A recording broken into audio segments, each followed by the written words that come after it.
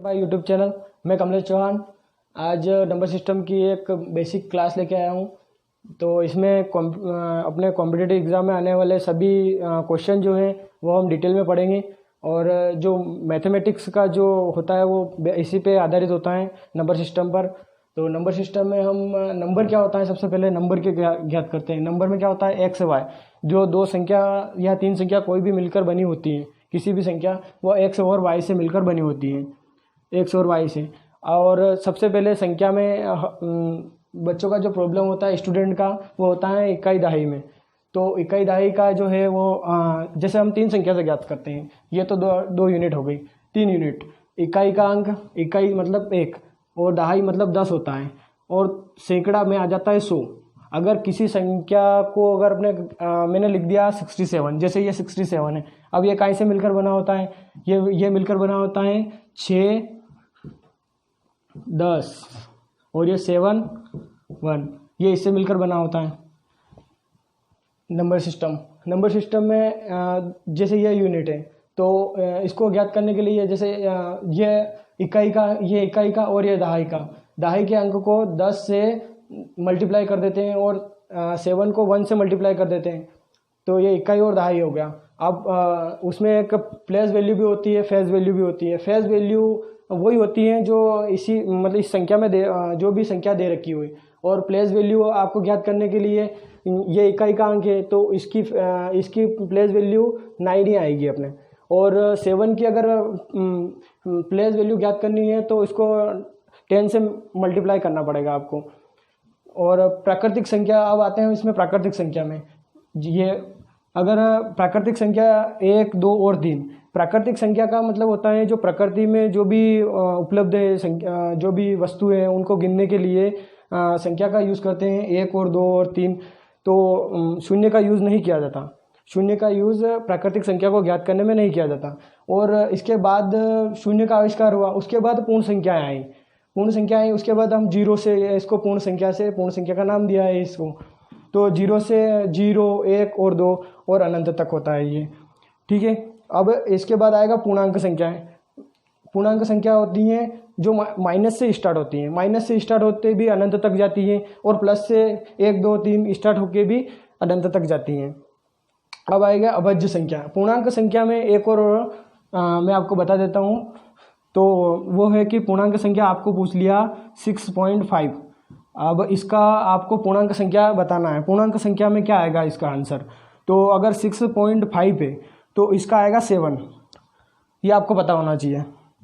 6.5 अगर 6.5 की जगह 6.4 आ जाए तो इसका फिर 6 ही आएगा, क्योंकि ये 5 में आएगा तो ये 7 में चला जाएगा, ये इसका आधा हिस्सा 7 में चला जाएगा, तो ये 7 हो जाएगा अगर ये है तो। ये है पूर्णांक संख्या का। अभाज्य संख्याएं वो होती हैं जो उसी संख्या से डिवाइड होती हैं, जो उसी संख्या से डिवाइड हो। 2 से डिवाइड होगा, 3 से भी डिवाइड होगा, और ये जितनी भी संख्या है अभाज्य संख्या वो उसी संख्या से विभाजित होंगी। तो हम बात कर रहे थे अभाज्य संख्या की। अभाज्य संख्या 2, 3, 5, 7 और 11 और 13 और अनंत तक, ठीक है।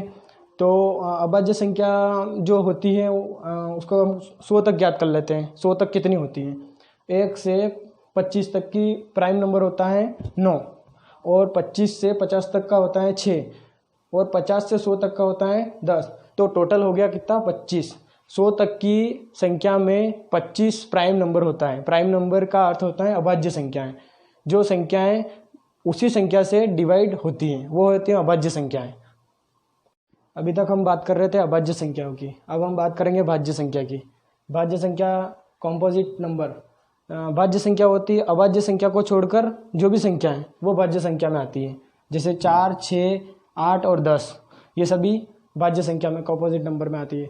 को प्राइम नंबर क्या, को प्राइम नंबर सअभाज्य संख्या है। सअभाज्य संख्या का मतलब क्या होता है कि जैसे 4 और 6 हैं, 4 और 6 को, ये दोनों साथ में संख्या हैं तो ये दोनों एक साथ में एक दूसरे से डिवाइड हो सकते हैं। इसका ये होता है कि सअभाज्य संख्या है। ये 5 और 6 हैं, ये सअभाज्य संख्या में नहीं आते। मैंने दोनों संख्या लिखी क्योंकि स्टूडेंट जो होते हैं उनको पता नहीं चलता है कि सअभाज्य संख्या क्या है। अगर वो कौन सी संख्या जो सअभाज्य संख्या है, ये वो वाली संख्या जो सअभाज्य संख्या है, और ये वो वाली संख्या जो सअभाज्य संख्या नहीं है। ये इससे 5 से अगर आप 6 से डिवाइड करोगे तो ये 5 डिवाइड नहीं होगा, अगर 5 से डिवाइड करोगे तो 6 डिवाइड नहीं होगा। ये सअभाज्य संख्या होती है। और इसमें नंबर सिस्टम में आता है एक इम्पोर्टेंट जो आरोही क्रम, असेंडिंग ऑर्डर। जो इंग्लिश मीडियम के बच्चे होते हैं उनको तो दिक्कत नहीं आती, असेंडिंग नंबर, डिसऑर्डिंग नंबर, इनमें कोई दिक्कत नहीं आती। पर जो हिंदी मीडियम के लड़के होते हैं, आरोही क्रम, अवरोही क्रम, ये उनको पता नहीं चलता है। तो आज मैं बताऊंगा आरोही क्रम। आरोही क्रम में होता है 1 और 2 और 3। और अव मतलब अवरोही, उल्टा चलना, बड़ी संख्या से छोटी संख्या की ओर। और आरोही क्रम में होता है जैसे 1, 2 और 3, सीधा चलना है। और डिसऑर्डिंग ऑर्डर में 3, 2, 1, यानी ना बड़ी संख्या से छोटी संख्या की ओर अवरोही में। और आरोही में सीधी 1, 2 और 3, छोटी संख्या से बड़ी संख्या की ओर।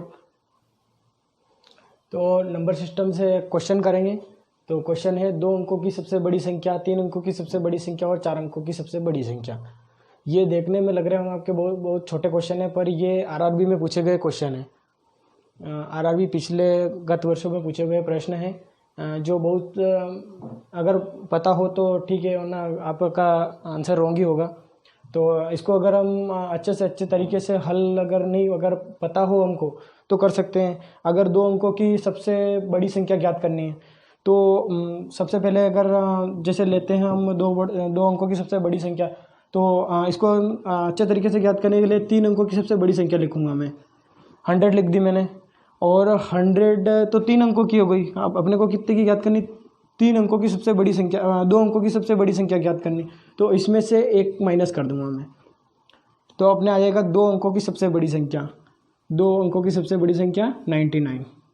इसी तरह हम इनकी या 3 अंकों की सबसे बड़ी संख्या भी ज्ञात कर सकते हैं।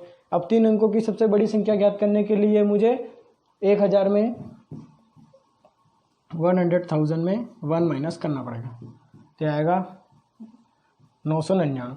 इसी तरह हम 4 अंकों की सबसे बड़ी संख्या ज्ञात कर सकते हैं। इसमें 1 माइनस करके 9,999।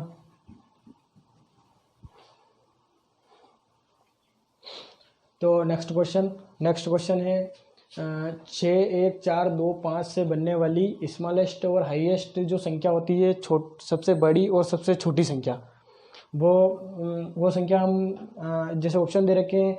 ऑप्शन ए 52956, बी 52965, और 77877 और 77869। अगर ये क्वेश्चन अगर आपके एग्ज़ाम में पूछा गया है तो आपको आसानी से हल करना है। जो स्मॉलेस्ट जो संख्या होती है वो 1 से चालू होती है और 6 तक जाती है, ठीक। और जो हाईएस्ट संख्या होती है वो 6 से चालू होती है और 1 तक जाती है।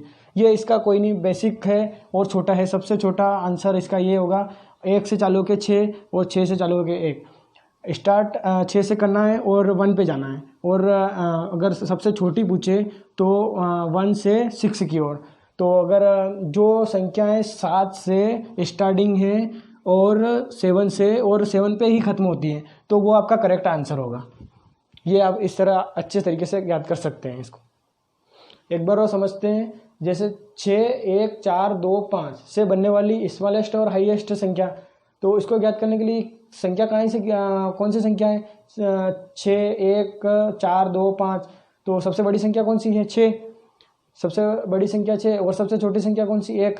तो सबसे बड़ी संख्या 1, तो 1 से चालू होते हैं और सबसे बड़ी संख्या 6। और सबसे छोटी संख्या कौन सी है? 1 है। सबसे बड़ी संख्या 6 है। और फिर इस अगर हाईएस्ट से चालू हो तो 6 है, और हाईएस्ट से चालू होके फिर कम वाली संख्या में आएंगे तो 1 है सबसे छोटी संख्या। तो जो बड़ी संख्या है उससे 1 प्लस में यानी 7। अगर जो संख्याएं आपको ऑप्शन में दे रखा है, ऑप्शन में संख्याएं दे रखी है, जो संख्याएं 7 से स्टार्ट होती हैं और 7 पे आके खत्म होती हैं, वो आपका करेक्ट आंसर होगा। आपको देखना है कि सबसे बड़ी संख्या कौन सी है। सबसे बड़ी संख्या अगर इसमें दे रखी है, अगर इसमें सबसे बड़ी संख्या 8 दे रखी होगी आपको, तो आपको 9 वाला ऑप्शन ढूंढना पड़ेगा कि 9 फर्स्ट में भी हो और लास्ट में भी हो।